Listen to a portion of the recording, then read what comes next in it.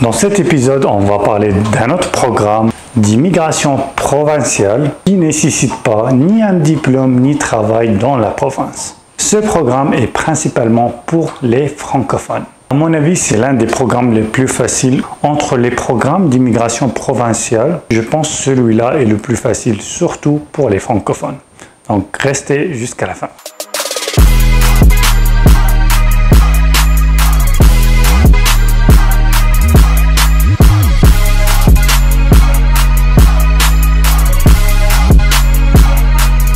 What's up YouTube et bienvenue dans cet nouvel épisode de Easy Canada Channel. Pour tous ceux qui ne me connaissent pas, je suis Ziad Salih, consultant en immigration réglementée au Canada.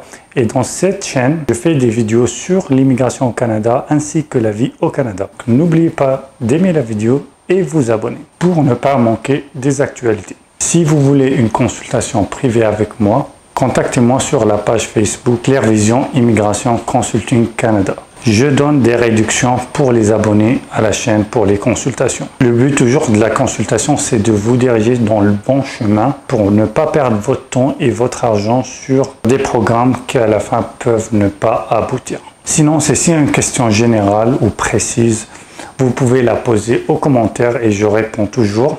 Je donne la priorité aux abonnés à la chaîne pour des réponses rapides. Voilà, maintenant on va commencer le sujet de l'épisode. Donc c'est un programme de résidence permanente provinciale qui ne nécessite pas de vivre dans la province, soit en travaillant, soit en obtenant un diplôme. Tu peux être admissible même si tu es à l'étranger. Bien évidemment, si tu vis dans la province maintenant, actuellement, tu as beaucoup plus de chances. Donc les conditions d'admissibilité pour ce programme: l'âge, tu dois être entre 19 ans et 55 ans. La langue, il faut un niveau 5 en français et seulement en français parce que ce programme est dédié aux francophones seulement.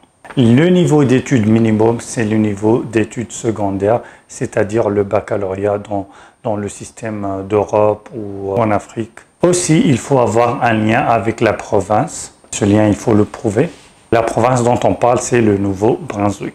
Donc, tu dois faire un plan d'établissement, description des mesures que vous avez prises pour vous établir là-bas, un plan de recherche d'emploi, le réseautage que tu as fait ou que tu en as dans cette province, visite antérieure ou ainsi de suite. Il y en a plusieurs choses que vous pouvez écrire. Votre plan d'établissement, je vais laisser un lien intéressant dans la description. Donc, ça, c'est pour le plan d'établissement, mais aussi, il faut prouver un lien.